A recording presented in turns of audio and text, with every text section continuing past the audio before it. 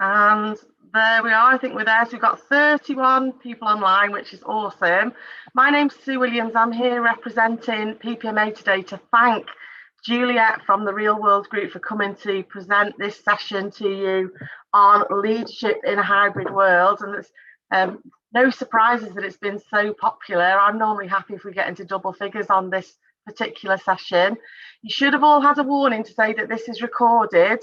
That doesn't mean that absolutely everything you say will be on there. There is some editing as well in place, so feel free to put your contributions into the chat box or to raise your hand if you have a question to anybody. The recording is available after the session, so if one of your colleagues was hoping to get on here but couldn't, keep an eye out for that recording. We are really, really grateful, Juliet, to Real World Group and to you for giving us your time today. I think we've got between 30 and 40 minutes. From what we've just established, there might be a couple of different times, but this is a slightly longer session. If you can prepare to give us another 10 minutes at the end. We're also really keen to tell you how to get involved in some research in this area, so that'll be something Juliet comes back to at the end of the presentation. But without further ado, and because we are pressed for time, I'm going to hand over to Juliet now. Thank you so much for being here, and I know you've got a slide deck you're going to talk us through. I do, yes. Thank you, and thank you for having me, Sue and Grace and PPMA in general. So welcome everybody. Thank you for coming to today's session. If you heard me talking at the PPMA conference, you'll know that I'm, can't stop banging on about leadership of hybrid teams. So it's wonderful to have an audience. What I hope today will help to sort of clarify what we know about what works in terms of effective leadership of hybrid teams from research, as opposed to, what sort of people are sort of not making up, but sort of guessing might work. And then, hopefully through the research that we're undertaking on touching about at the end, we'll have even more evidence, and hopefully a lot of you will sign up, so we'll have specific evidence from local government, which will be fantastic. And hello, Steve. Nice to see you. And I recognise some of the names in the audience, and I'm dying to say hello to you all, but it'll take too long, and then I might leave people out. So hello to everybody who knows me. So those of you who don't know me, I'm from Real World Group, and we've been around for 20 years. And what we do is we conduct research into what day-to-day behaviours create high-performing organisations through leaders' behaviours, through team working, through governance. And the key thing, of course, is how do we create high performance that maintains and increases people's well-being and their positive attitudes to work, so their self-confidence, their self-efficacy, all those critical things, and reduces job-related stress. So important. And I'm doing a doctorate at the moment looking at effective leadership of hybrid teams, which is what I'm going to be talking to you about today. So let me just start sharing my slides then.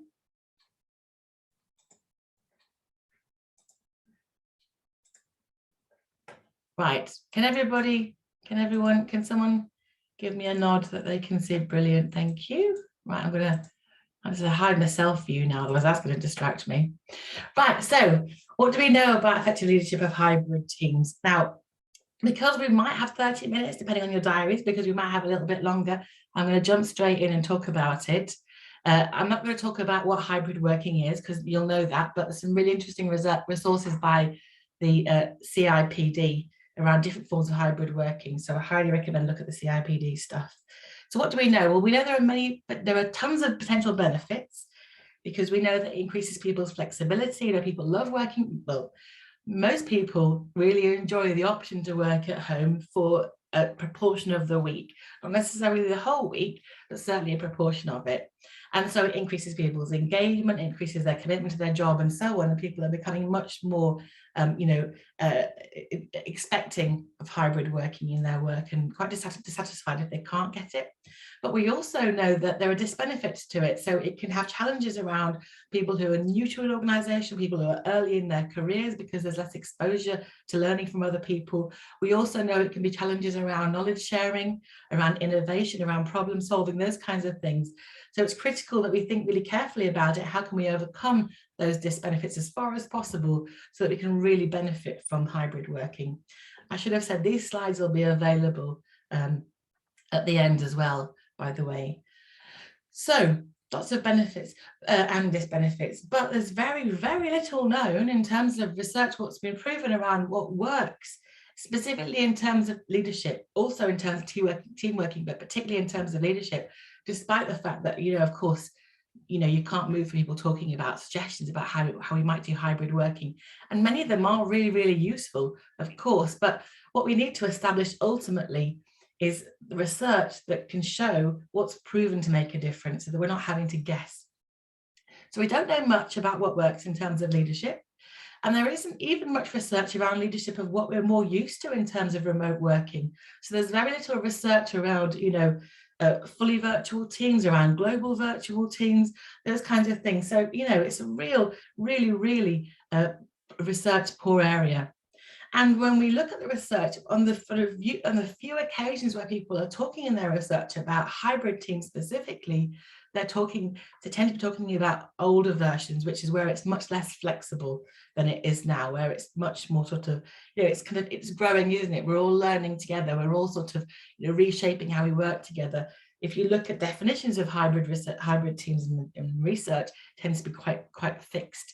Teams are either in person or at home, or individual, sorry, and not both. Now, let me just see if I can check on the time. Okay, so what I'm going to summarize then today is 5 guiding principles to think about in terms of what we do know from the research is it helps to increase effective hybrid team working. And so you might be thinking about this as a leader yourself, or you might be thinking about this as an OD specialist or a coach about what you think, you might encourage the leaders with whom you work to do more often or to reflect upon. So the first one, it's critical in leading a hybrid team that you nurture trust and psychological safety. So that's trust with you and also trust between team members. So what do we mean by that specifically? So first of all, what we know since COVID came along is that it exposed this chasm. I talked about this before on a couple of occasions at PPMA things, between where we need to be in terms of not micromanaging, in terms of empowering our people and actually leading by results rather than leading by observation, by micromanaging or being too involved and using inappropriate measures of performance. We've got to shift from there to where we need to be. And as I said, COVID has opened this massive fault line that I think those of us in OD already knew was there, but most people in organizations, haven't necessarily addressed this. And so we need to start thinking really carefully and really seriously about how we move to leading from results and how we help leaders to move to leading from results. So the question is, for you as a leader or the leaders you work with, are you comfortable with the concept of leading by results? And how do you know that you are? If you think you are, how about checking that out with your team? Does your team feel that you lead by results? Or do they feel actually, you might think you do, but you still get too involved with our work, or you're still, too directive over our work? So that's critical, first of all. And if you're not comfortable with it, or the leaders you work with are not comfortable, where can you get support so that you can learn that, both as a competence and in terms of the behaviours that support it? The next thing is about watching out for all forms of presenteeism, another big area that unfortunately has actually become stronger since COVID, it seems, is the rise of surveillance technology. And in fact, again, going back to the CIPD, they've offered some really useful guidance about, being really careful about that, because not only is it demotivating because it demonstrates you don't trust people, but actually trying to wrestle more control to increase people's performance tends to have the opposite effect, because it increases their stress and anxiety. So first of all, do we really need people to be in person for the times that we've suggested they do? That's one form of presenteeism that we're used to. But the other one that people are talking about now is, even when they're working from home, even when they're allowed to have a hybrid pattern, there's too much control often around the hours they have to be physically in front of their computer. Can we start from a position of, all roles be flexible, and let's build a business case if they can't be, because that seems a much more sensible way around.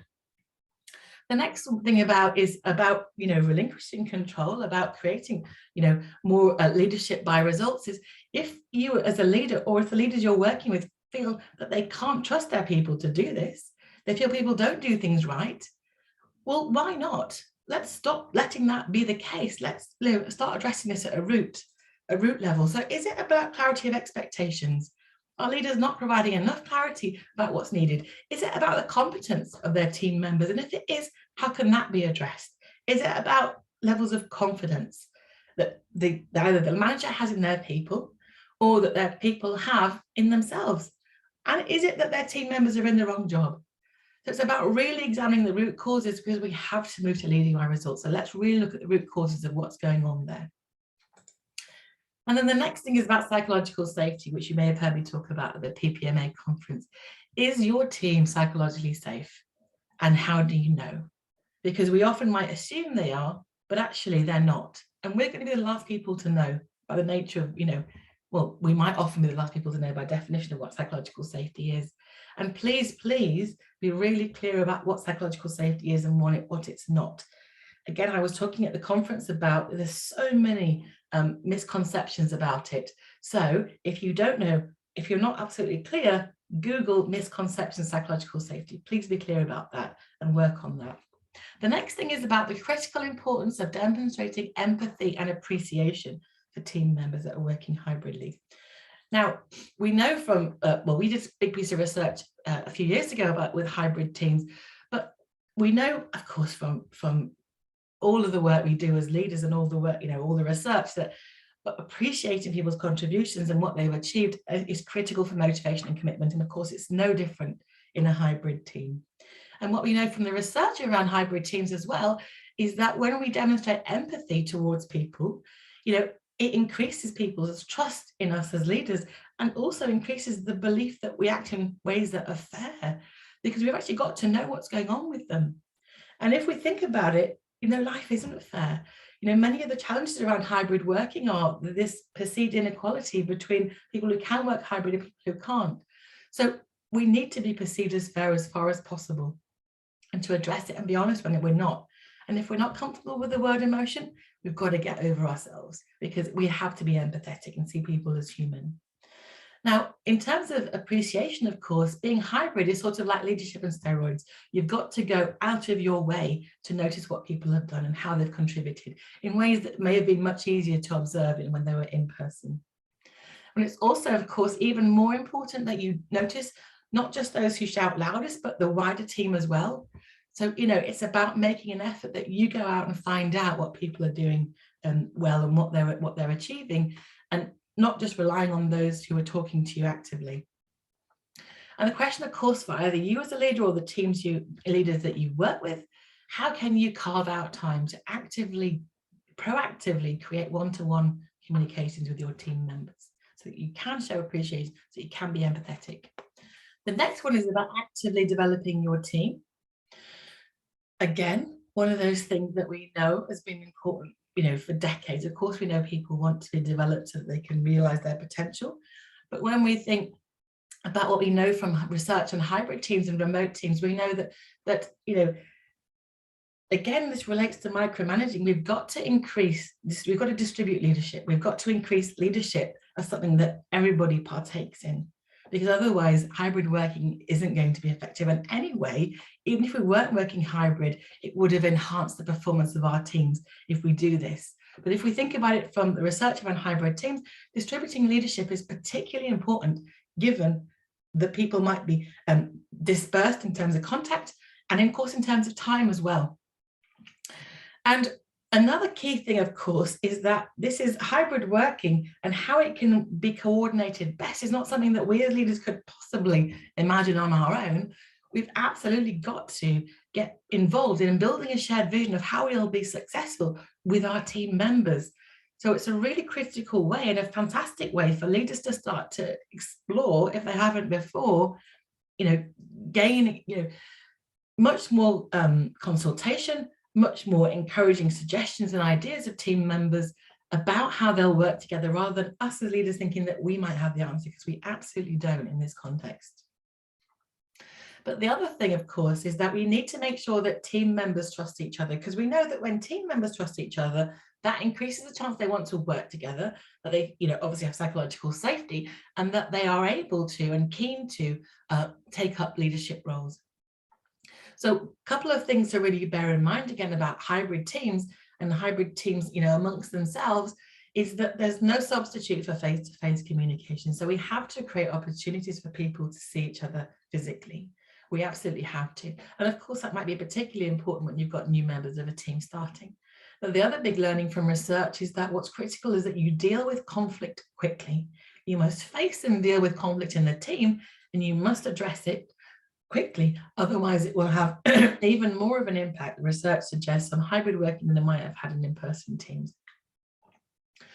And the next thing, of course, is that we always know that as we increase people's capacity, as we increase our team's leadership and expand their capability, we've got to coach and mentor them through the process.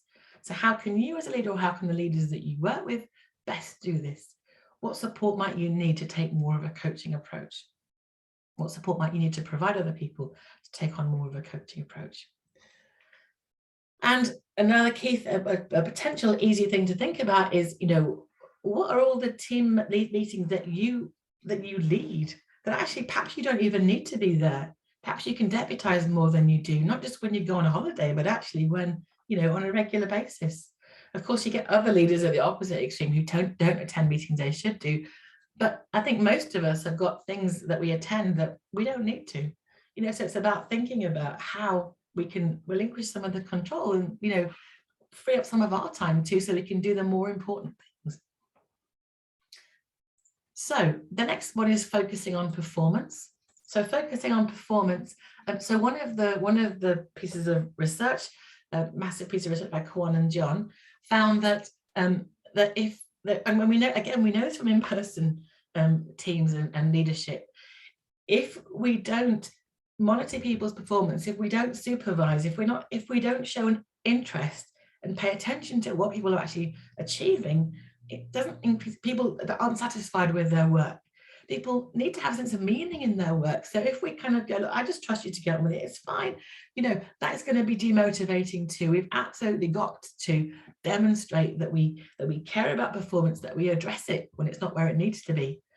So it's really important that we balance a focus on performance with all the other aspects of our jobs in terms of encouraging and nurturing and supporting and developing. And of course, one of the key areas where in-person teams and in hybrid teams too, a major source of stress can be not being clear about what's expected of you, either in terms of your role specifically or in terms of goals you've been set. So are we as leaders always making sure we are absolutely clear about non-negotiables, about expectations around time or how things need to be done or who they need to involve when we set new objectives and new tasks? And if we don't know what's expected of us and our teams, how can we find out from where the goals have come from? So one of the things to think about practically is to encourage team members to always check with you or check with the leaders you're working with, that they're really clear about what's expected. Test out some ideas about what they think, before they go away and start to work on things. Another key area with teams, and particularly can be a challenge of hybrid teams, is lack of role clarity in terms of where their responsibility ends and their colleagues starts. One of the things that's utterly frustrating, of course, about being in a team is when you're duplicating work, or when things have changed and, other people have been asked to do things, or you no longer need to do things. So we need to be always really on top of things in terms of whose responsibility is what, where does it start and end? A big question, of course, for you as a leader and for the leaders you work with, do you need support with having a more results-orientated approach to performance management? It's not easy, and it's okay to admit that you might be challenged in it. It's really, really difficult, if you're not used to it, if it's not naturally what comes to you or what you had role modeled, or all kinds of different reasons why it might not be comfortable. So do you need support? If you do, reach out and get it, or how can you offer it to leaders with whom you work? And another couple of really interesting pieces of research getting the right balance, of course, and this is again true for in-person teams and leadership in general. We've got to get the right balance between being task-oriented, performance-oriented, and being people-oriented. So how do we, achieve tough challenges, but with humanity and with bringing people along with us and empowering them? And the last one is about communicating well and enabling collaboration. So what's this about? First of all, we know that, people notice if teams aren't communicating well. Of course they do, because teams that don't communicate well make more mistakes. They might, again, as I said, duplicate effort, or they might, they're more likely to be exposed in terms of, not knowing what each other is doing when it comes to other stakeholders. So when there is effective communication across remote teams and hybrid teams, it not only increases the team functioning for many, many obvious reasons, but it also increases people's performance ratings of the team. One of the things about hybrid working is it must be coordinated. We can't just say, well, if you fancy coming into work on Tuesday this week and Thursday next week, that's absolutely fine. It won't work that way. We're unlikely to have it being successful if it's just, laissez-faire. We've got to coordinate it so people can get the maximum amount of who they're able to interact with physically, especially, of course, if we go back to if people are new to the job or new to the role for learning. So the question is, again, as a team leader or, a leader of many teams, encouraging people to work to involve their team members in working out what's best, and not just doing it once, but revisiting it. So revisiting it perhaps monthly to see, has it worked? What were the unforeseens that we've noticed in the last month that we didn't expect that we need to then accommodate? So regularly revisiting, is this working? And if not, how do we need to change it? Again, the Kwon and John research talked about the critical importance of both providing the right technology and, of course, using it, because, of course, there could often be a gap between availability and usage. So is there a training need there? Is there, or is there something about how, we want to be a bit old school about stuff that stops people using things? I know that we have Asana at Real World Group, and it frustrates the heck out of me because it's always giving me a to-do list, but it's critical to team functioning. Apparently, no, I'm joking, it really is. Then demonstrating belief in hybrid working enhances satisfaction, of course. So this is really critical too often. This is my second to last point. What Kwon and John found was that, and they did a massive piece of research about federal workers in the US and hybrid working. What they found was that those leaders who said, well, we've got to work hybrid, I think it's a load of rubbish, or I'd much rather we were in the office, decreases the job satisfaction of people they work with. And of course, we know from research from decades, job satisfaction is a key predictor of performance. So we can't reduce people's job satisfaction by saying we don't believe in hybrid working. So you as a leader and the leaders you work with, whether it excites you or not, whether you believe in it or not, you've got to say you do, because it will significantly, impact on people's job satisfaction and ultimately the performance of the team. And the very last thing, and this is a whole critical thing that could make up a whole webinar of its own, we've got to be inclusive in hybrid working. There are all kinds of different ways in which our demographic differences can make a difference to, how much we are included and able to thrive in a hybrid environment. So be mindful about that. And also the other sort of more basic level is thinking about every meeting that you have in the office, make it online by default. That's some advice by the CIPD, I think is great. Always have your meetings on online by default, and that means if people aren't in the office, they can be part of it and won't be excluded. So that's it. That was a whistle-stop tour through guiding principles. Any thoughts or questions? And I hope you found that useful. Juliet, can I just say, I wanted to cheer at some of the points you were making. They were brilliant, and I can really see that depth of knowledge and, like trying to cram in so much good stuff in a really short space of time. That was awesome. Has anyone got any questions? If they want to raise their hands, we can see them. If not, I've got a big list, but people tell me I'm not allowed to sort of just use it like a conversation between me and Juliet. Any questions?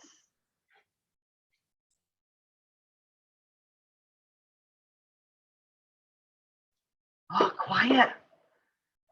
Juliet, can I ask,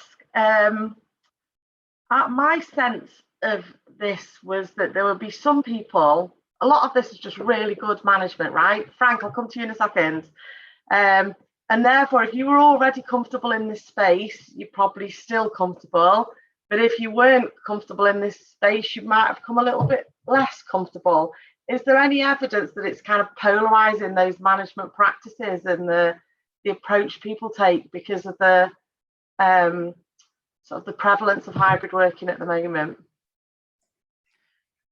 Sorry, Sue, just check I understand what you mean. You're saying that people who are used to leading in these kinds of ways will be fine, and those people who weren't used to might be more challenged. Is that what you're saying? Yeah. The gap between the different styles of leadership is increasing. Yes, well, I'm not sure that the gap is, well, possibly the gap is increasing, but also I think the visibility of the gap is hugely increasing, because I think that what's happening is, so some research that I've quoted before in a PPMA seminar about leading in the new work order is some research by Sharon Parker and colleagues in Australia. And what they showed was that, because people, so many people, we already knew this, rely on micromanaging and rely on, being far too, even if we don't call it that, being far too involved in the day-to-day of their teams. They've been relying on us for a long, and being in person has allowed them to get away with it, because their teams will never have been the highest performing teams because they can't have been with that kind of approach, but certainly they've got away with it. But now they can't, because people are no longer physically face to face. Now, of course, in some organizations that's meant, right, well, we'll take that into a hybrid way, and instead we'll install surveillance technology. We'll say to people, you've got to be at desk at certain times. You're going to put the camera on to make sure you're working. And, there are different ways, or managers never get off the phone or never get off Zoom to their people. But what's happening then, I think, is it's becoming much more exposed and visible. And hopefully, in the positive sense, this is a catalyst for us to do something about it, finally. That's my hope, Sue. I hope that helps. Great, thank you. Frank, you put a question in the chat box. Do you want to come in and just bring that to life for us? We're on mute, Frank. And it has to be said at least once in every online meeting, and you've got the prize this week. No, I couldn't get myself off mute quick enough. I think you've kind of, Julia, it was lovely to see you again. It was great at the PPMA conference to listen to you. Yeah, I think you've answered my question, actually, because I sometimes think we're in danger of talking about leadership in a hybrid world and people thinking, oh, here we go, there's something different for leadership. When in actual fact, it's the same great leadership that's always been there, but actually what it's done is exposed ineffective leadership for it. And I think that's the things we should be talking to our manager. Great is great is great. People are people are people. It's the context in which you do it differently. And everything you said there just resonates with what my understanding, what my belief is on really effective leadership. And I think it's, we hear the same with authentic leadership, with place-based leadership. We're in danger of making noise for leaders there when they just want to know what works to make the best out of their people, if that makes sense as well. But so it's more of a comment to reinforce your answer now rather than a question. Thank you, Frank, and thank you ever so much for that. I appreciate it. I think what will be interesting is to discover, I think there are some, I think hybrid working asks more of leaders. So I absolutely agree with you. It's the same things that people should do, that they should have always done, and that the best leaders have always done, but basically, I think it's called leadership on steroids, because you've really got to go out of your way to be an effective leader of a hybrid team, and even in ways you might not have needed to do before. But I would like to sort of point people to the research that I'm undertaking for my doctorate. I would love you to get involved in, because we need to find out if there are differences. Because obviously there are some differences around managerial competencies often, but what else is different about leading a hybrid team? So please do get involved in the research if you can. Steve, have you got a question? Yeah, thanks, Julia. I think a really good presentation. Thank you. I think you did highlight a little bit of a disbenefit. One of the disbenefits, I think it's potentially, obviously, new staff joining an organisation, I think regardless of the hybrid bit, as we know, a lot of staff, especially new to a place or an organisation, they get so much, if you like, just from listening to the way in which a team in a physical sort of environment, they pick up lots of different maybe nuances from conversations that they overhear, or just ad hoc discussions, which of course we know is very challenging working more remotely. I'm not sure we've had any kind of specific research on that, but I was thinking that probably if we start looking at some figures in the last couple of years, I wouldn't be surprised if we'll have seen a greater level of churn, if you like, in those people that start off with an organisation, perhaps leaving within their first year than we perhaps have done previously, because they don't necessarily feel as part of the organisation, because they've lost that key orientation. And it'd be great if that's one of the elements or factors of your research, I think. Yeah, no, that's a really great suggestion, Steve. Thank you. I think you're absolutely right. You know, we need to be so careful about this. And the irony, of course, is that people want to be able to work hybrid, and they're turned off organisations that aren't off. Not everybody, but a lot of people are turned off organisations that aren't offering that kind of flexibility. But yet you can offer it and then screw it up, can't you, quite quickly? So no, you're absolutely right, and I'll absolutely try to incorporate that into the research. Thank you. So we've got a question from Fiona in the chat box, and then perhaps just a minute to let people know how they can get involved with this research, Juliet, and what they need to do next. So Fiona, you on mic? Do you want to come in and ask this yourself, or? Yeah, I am on mic. There you are. Sorry, I couldn't find my yellow hand. Yeah, so it was just about any research that Juliet's aware of around effective ways of setting goals which are results orientated, and presumably kind of additional engagement with individuals, team members in terms of goal setting, I think is probably a good practice and something that I have always followed. But just whether Juliet's come across any really good ideas around that and best practice guidance, etc. Hi, Fiona. No, the answer is no, I'm afraid. There is so little out there. Like, really, I did what's called a systematic literature review for the doctorate, and basically you start off with like thousands of articles that might be relevant, and then you hone it down into what is actually relevant. I came up with 12 articles that are, that talk about remote or hybrid working, and in terms of what leaders do to increase performance and well-being at work, and positive attitude to work and well-being at work, and none of them talked about that. But I would suggest that for the time being, there's an awful lot that most people in organizations can learn from in-person results-oriented performance leadership, performance management, basically. But no, but if I do come across that, I will absolutely share it with you, Fiona. Okay, thank you. Thanks very much, Juliet. So Sue, you're happy to talk about the research, are you? I think that'd be brilliant if people have had this webinar free of charge as part of your PPMA membership. So I like to think of them getting involved in this as being how they leave a tip, Juliet.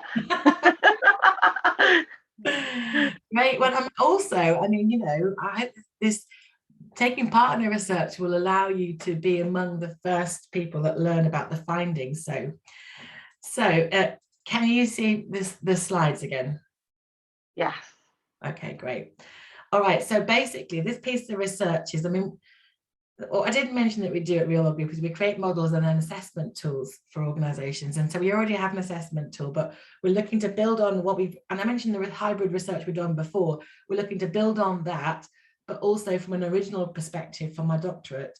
So there's two parts to it, which is, first of all, focus groups, which is the bit that I would love people to get involved in now. And then later on down the line, there'll be a large scale survey, hopefully in the next couple of months. But basically, in the focus groups will be up to 6 people in each, that and we're asking them about working in a hybrid team. what are their best experiences of leadership and what have been their sort of like demotivating, stressful experiences of leadership. So trying to elicit constructs of what a great hybrid leader does, what you know, a leader of a hybrid team who's not being so great does, so we can work out what great looks like. And then there'll be a survey, which will be as many people as possible, asking everybody. So we will be then applying what we've learned, the constructs from the focus groups. I say we, I'll be doing it personally. The constructs of what we learned from the focus groups to ask people across the board, you know, about their experiences of leadership of this in their hybrid teams. So again, looking at hybrid team members only. And then we'll be able to analyse based on that, what are the factors of effective hybrid team leadership that have the biggest impact on motivation or commitment or their satisfaction or their job-related stress. So all kinds of different really interesting findings will come out of that, and we'll try to analyse it by level and sex and by ethnicity, all kinds of different things. So we're currently looking for volunteers for the focus group, and I hope that it'll be okay to publicise the survey part of the research through the PPMA. But at the moment, what we're really looking for is volunteers to host a focus group, up to 6 people, virtually, 90 minutes, and they must come from unconnected teams. And that's for ethical reasons, the ethics board, so that I can only have focus groups of people who don't work in the same teams. Because if they talk about negative things, it's, you know, it wouldn't be great. But I mean, the thing about leadership, of course, is we all know it's happening, but I appreciate that from an ethical perspective, it's got to be like that. And the give back is that participation means that you will be among the first to learn the findings. So if you could either email me or email Grace, if Grace is happy to have that to happen, to say you're happy to take part in either the focus groups or the survey, that would be fantastic. And as you will see from I got to write to you formally as a student, as you will see from the formal invitation, it's what was I going to say? That the give back is that you'll be among the first to learn what the sort of learnings were from the focus groups, and then later from the survey. So thank you, and I hope that makes sense. That is brilliant. And Grace has just put in the chat that she's happy to take emails from anyone who might be interested in those focus groups, in case you didn't manage to catch Juliet's email address there. Or the survey as well. If you want to just take part in distributing the survey online instead, then that's absolutely fine too. That's amazing. And it would be really cool to get the voice of local government into some of those responses, so we perhaps get you know, a sample size that can give us steers and compare what we're doing to the broader sectors. Yeah, absolutely, because it will be multi-sector, so it'd be really good to get local government perspective. But thank you very much for letting me talk about it, and thanks for having me today, because I do love talking. Yeah, thank you so much for your time, Juliet. Really appreciated. Like I said, this will get recorded. There's been a couple of people who've asked for an edited version, and we will get that out via, I think it comes via the website, so keep an eye out for that, but Grace will alert you too. But have a brilliant weekend, enjoy the rest of your afternoon, and thank you so much for being here, everybody. Thanks again to Juliet and the Real World Group for being awesome sponsors, and particularly for you being here today, Juliet. It's really appreciated.